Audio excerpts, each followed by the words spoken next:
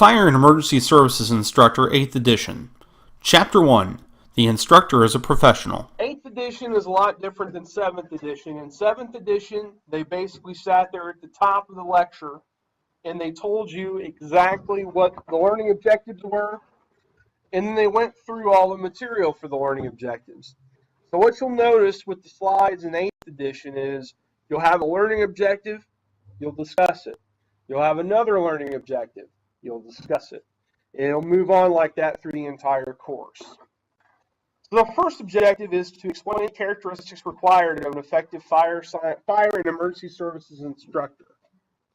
So does anybody have any input on what kind of characteristics are required to be a good fire service instructor? Okay. Somebody that wants to teach. Motivation. Vocal. Fairness. Honesty.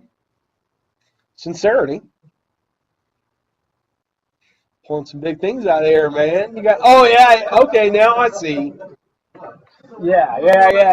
You got the book open, it's highlighted, you're good, right?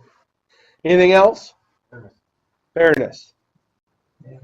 Instructors must have certain characteristics to teach. They have to have a desire to teach. If I have no desire to sit here and teach you Instructor 1, how fun is that course going to be? It's going to be very boring, it's going to be very dry, it's going to be very clinical, and you're going to want to gouge your eyeballs out with a spoon about 10 minutes into the course. Motivation. You have to be motivated to want to teach. When I first set this class up for you guys, I was thinking maybe I'd get 4 or 5 people and be done with it, and that was it. But as we continue to move towards the course, the more you guys said, hey, I want to take that course, I'll take that course. That put the motivation in me to make sure that I was presenting the best material possible to you and giving you the best possible experience in this class. Subject and teaching competencies. Like I say, I've been doing this since I was little. I've been doing this since I was 15, teaching people about skills, teaching people how to teach skills. You have to have leadership abilities. You have to take a course, take a group of students, and you have to lead them through the material and lead them through the skills so they can pass the state test and so they can go on to be good fire service instructors. And you have to have strong interpersonal skills in order to be able to do that. Takes a lot to get up in front of people you don't know and teach a class. You know, I know all of you, so it's relatively easy for me since I know you guys. It's okay, but you're not always going to be in that environment. For example, I'm driving to Columbus tomorrow to teach traffic incident management with the state police. I've never taught with this guy before. I don't know anybody in Bartholomew County, so I'm pretty much going down there just to, teach. But you've got to have the interpersonal skills to be able to teach to a group of mixed learners, and we've got a good mix here, I can tell. That fits right into the first discussion question of the evening. Why is it important for an instructor to lead by example?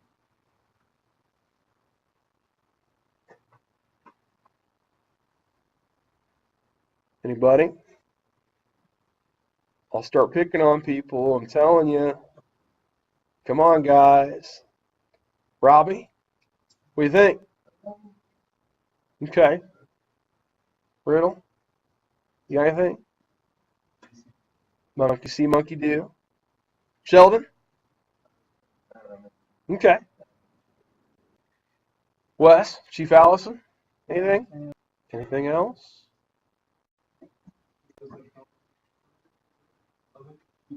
There you go. Instructors must have certain characteristics to teach. They have to have preparation and organization. They've got to be able to sit down and look at everything they're teaching, be able to organize it, break it down into small little chunks for distribution in the classroom. We've been in process for this class the last 5 or 6 weeks.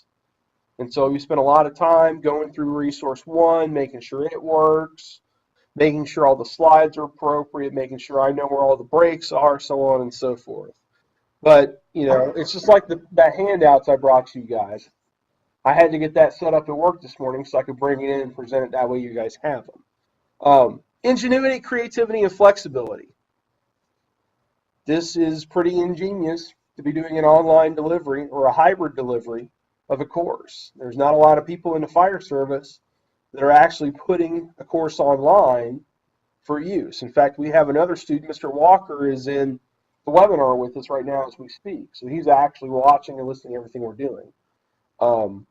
You have to be creative and you have to be flexible. I know a lot of you guys have asked questions about the schedule and things going on with it, but that's the kind of flexibility you have to maintain in your courses, because you have to remember, especially with a lot of the departments around here, you're teaching the volunteers.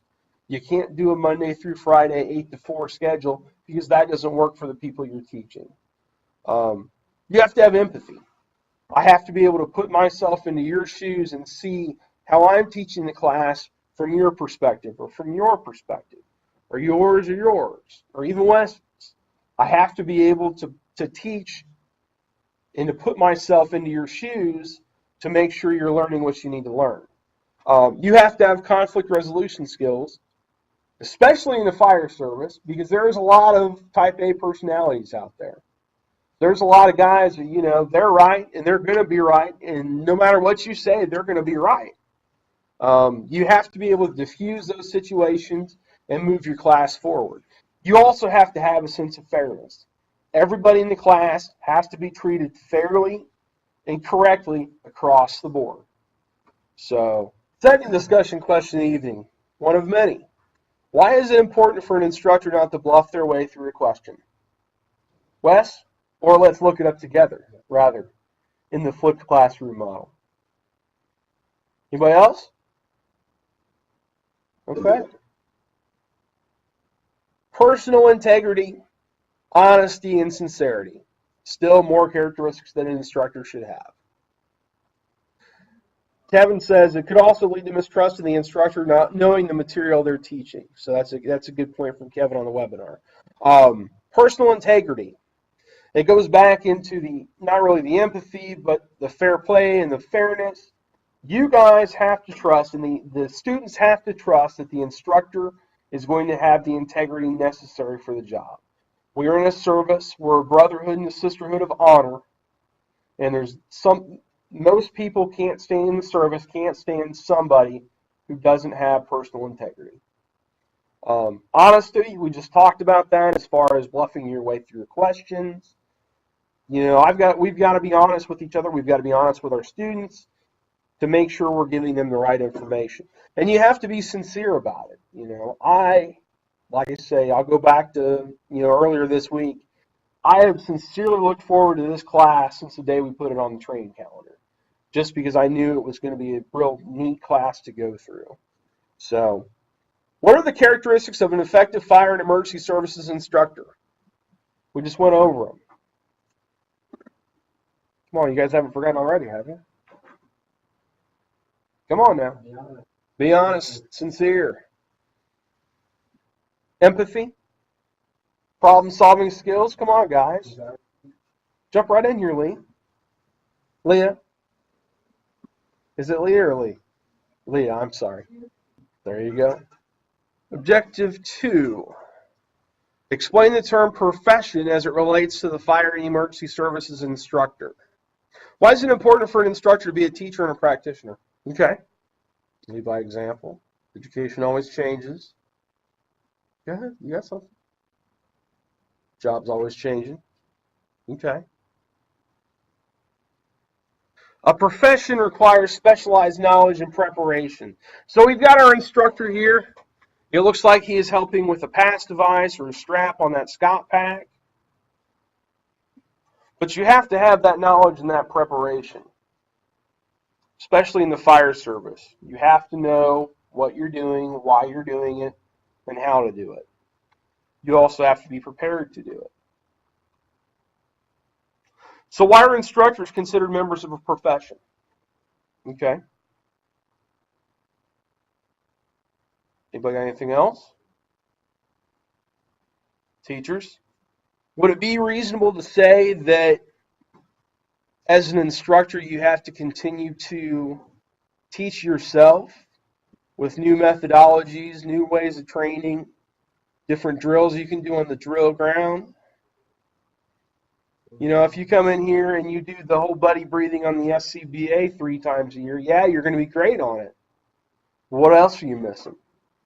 You're missing all the little parts and pieces that go to other parts of the SCBA. So we have to be, firefighters themselves are professionals, but fire service instructors also have to be a little bit more on the bleeding edge of technology and knowledge to be able to bring that information and bring it into the service.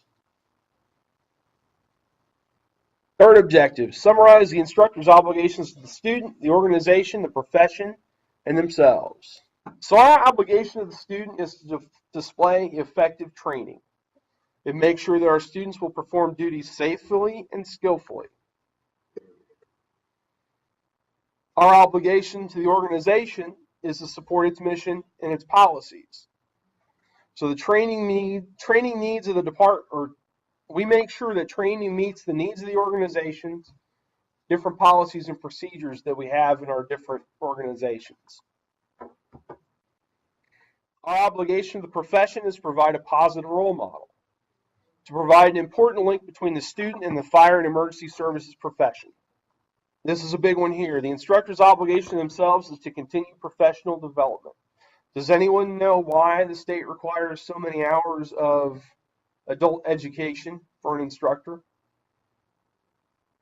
Anybody want to take a stab at it? Because as instructors, like I just said, we have to stay on the cutting edge. We have to continue our development through the acquisition of knowledge and the improvement of our skills. Every time you go out and teach a class, if it's the same class you teach over and over and over, you get good at it. You get to the point where you don't need notes and you don't need slides, but you can pass along that information to your students. So you have to continue to look at different ways of teaching, different methods of teaching. We use a lot of drills. We use a lot of practical evolution. Some departments don't do a lot of drill and practical evolution because they don't have the time. You know, it's like this class, for example. This continues my professional development because I'm moving from a traditional classroom base to a hybrid, you know.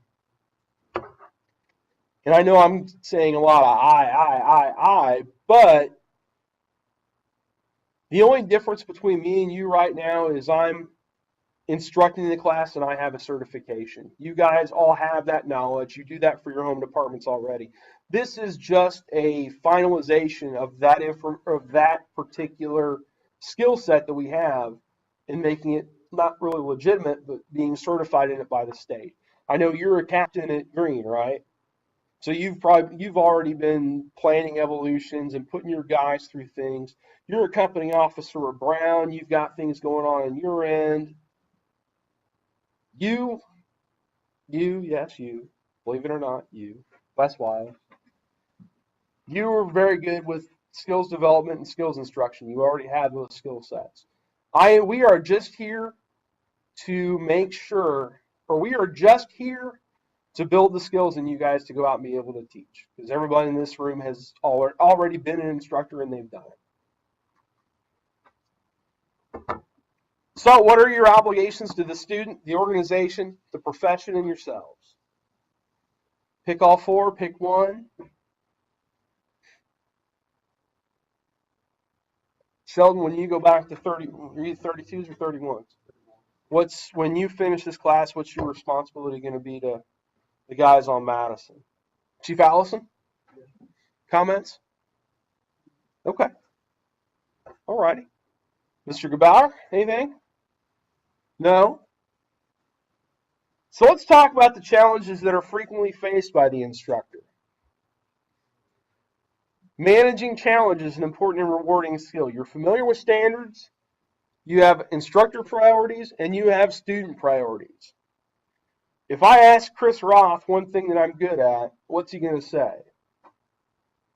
He's probably going to tell you that I'm very familiar with the Nfpa standards. I maintain the code books at IEMS, so I flip through them when I put them in the book.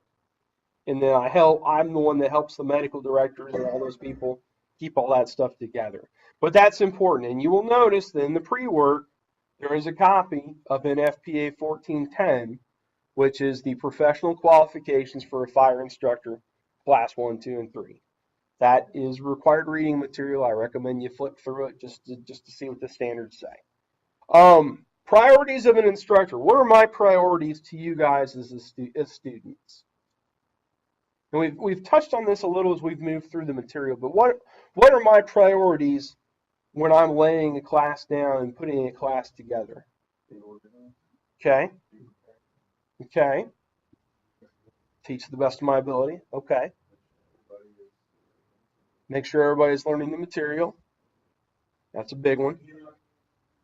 So what are my priorities for my students? What kind of things am I keeping an eye on as far as you guys are concerned? Go ahead. Making sure assignments get done. Why is that important? Okay. Okay. All right. Have resources. Okay. What else? What else do you guys expect as students from me? On track, on topic. Safe environment. Here's quite a few more. Student diversity. I've got students from at least 4 different fire departments, maybe 5 different departments in the entire county. A lot of people in the north half are represented here. Students with learning disabilities. You know, if you have a student who has dyslexia, you got to break it down differently for them than you do anybody else. So you may have to spend a little more time and effort in making sure they've got the reading comprehension. Or you may have somebody that's really good in books that's high functioning on the autism spectrum. You got to remember that. You have to remember if you've got students with learning disabilities, you have to work with them to get them through the material as well. Organizational apathy. Anybody seen a case of organizational apathy? Anybody? Seriously, anybody have that going on in their organizations where people just don't care about training? We're all laughing. What's that mean, folks? Seriously, every department has that, but you got to get ahead of that so you can make sure that you're taking the right skills back to the right students. Changes in the profession. We just switched between, just for an example, we changed from 7th edition material to 8th edition material in a year. So that was a huge change for us as instructors. But you've got not only Nfpa standards changing, you've got at least maybe 20 to 25 standards that change in the fall and 10 that change in the spring. And that's every year. So you've got to keep up on those individual changes to Nfpa standards that apply to what you're doing. You have to have cooperative relationships, department to the department to the department. You know, it's like this class, perfect example. We sent out an email to you guys and said, hey, you know, come take this course. But you have to maintain those cooperative relationships with departments because you guys do a lot of live burns. We don't do a lot. We don't have a lot of stuff over here to do a live burn with. So if you guys usually hear you're doing a burn, you'll let us know. That's a cooperative relationship that we have to work very hard to maintain. You know, you guys have them with Washington. Almost every department on the north end of the county, you've got the guys around you. Chief Allison's got people over at Harrison and everybody over in Johnson County on that side. You have to maintain those relationships. And also, organizational promotion is something that's a challenge sometimes because you find that and most of us in here are company officers, when you get to that point of being a company officer, the rules change. It's no longer, you know, just you, John Q. firefighter. It's John Q. firefighter and his crew. There's more. Management directives. All the new SOPs, SOGs, the chief officers and company officers put out. Knowledge of the instructional environment. You know, you have to know how things are being taught today and how to kind of put that into your little skill set. You have to have safe training environments. We talked about safety earlier. I was looking at some things earlier about Bargersville. Have you guys seen any of the news stories on Bargersville's facility over there? They got a 4-story rappelling tower. They got a 3-story burn structure that they can do everything out of now. Bloomington Township's got a tower, so on and so forth. But you have to make sure that you know those environments are safe, especially with a live burn operation. You remember the last live burn you guys had? We were getting ready to run evolutions and all, but and we stopped because the training environment had changed and the house was ready to go. So we backed out and let her burn. Professional development. You always have to be taking a class or learning about something new. When I got into the service 10 years ago, it was told to me, if you're not learning something in the service, there's something wrong with you. Because this profession changes every single day. You've got course schedules. I gave you guys the course schedule, and I've got several students this evening that, for whatever reason or another, couldn't be here. So I've got to manage that and kind of keep those students engaged in the class and make sure they're doing what they need to do. Funds and resources. It's a huge one. We don't have $4 million training budgets. We don't have 30 designated guys for a fire training academy. We kind of have to put things together and move by the seat of our pants sometimes to get stuff done. And you have to have qualified instructor recruitment.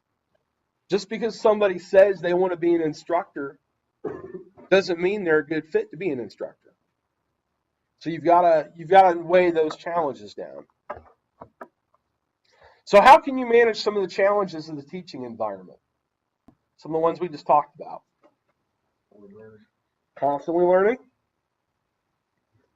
Billy, anything? I see you're reading, man. Come on now. Trying to find where I'm at. Jordan, haven't heard from you in a while. Okay. Have you ever done that before? It's very interesting. Okay, there we go. Somebody went there. Right. How about professional development? How do you manage your professional development? Anybody? I've taken classes. See, you had it. It's right there. Anybody else? Huh? The only answers that are dumb are the ones that are not given. Learning Objective 5, local, state, provincial, and federal laws applicable to fire and emergency training. You got to know your federal laws. Title 7 of the Civil Rights Act. Americans with Disabilities Act. Privacy Act or the Buckley Amendment. Privacy Act says you can't talk to any other person about a student's progress in your course without their explicit permission. So if your chief calls me and says, hey, how's Emberton doing? He's doing fine, chief. Was there anything he needs to work on? No, he's doing fine, chief. He's doing fine. Be especially wary of that when you have officers that want to know how their guys are doing. Don't go into it too much and say, oh, well,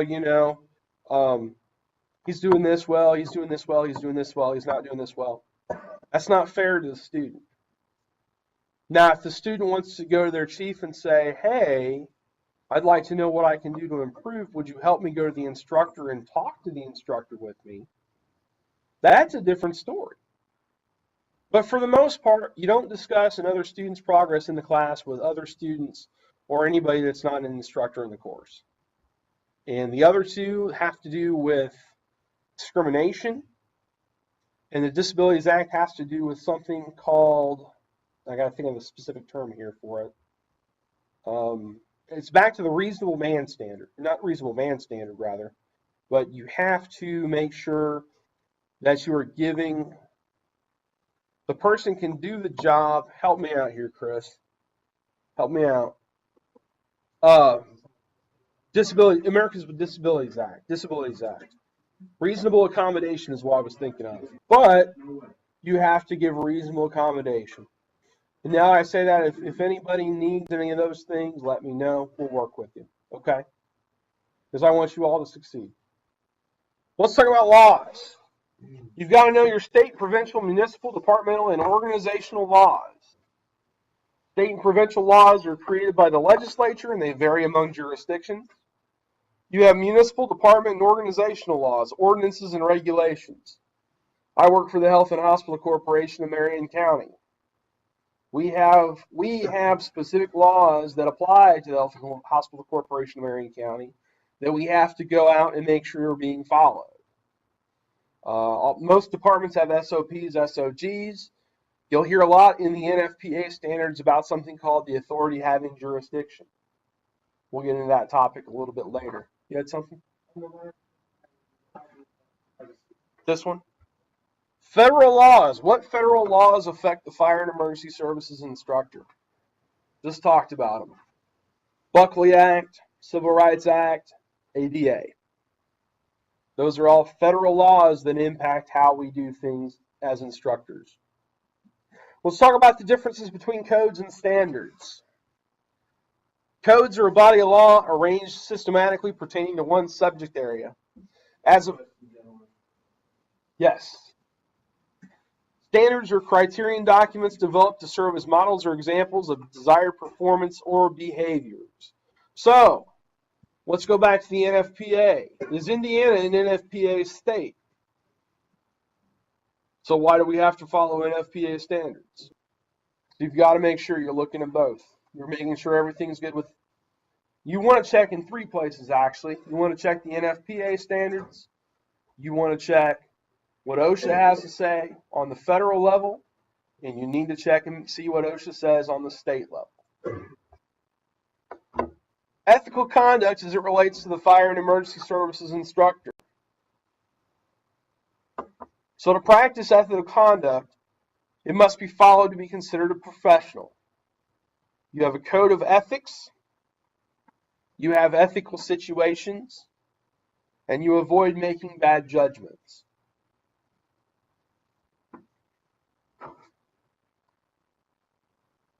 So what are some potential ethical situations that may arise during training? Let's talk about anything as far as classroom training, evolutions on the fire ground, on the training ground. What are some potential ethical situations that may come up? Academic dishonesty?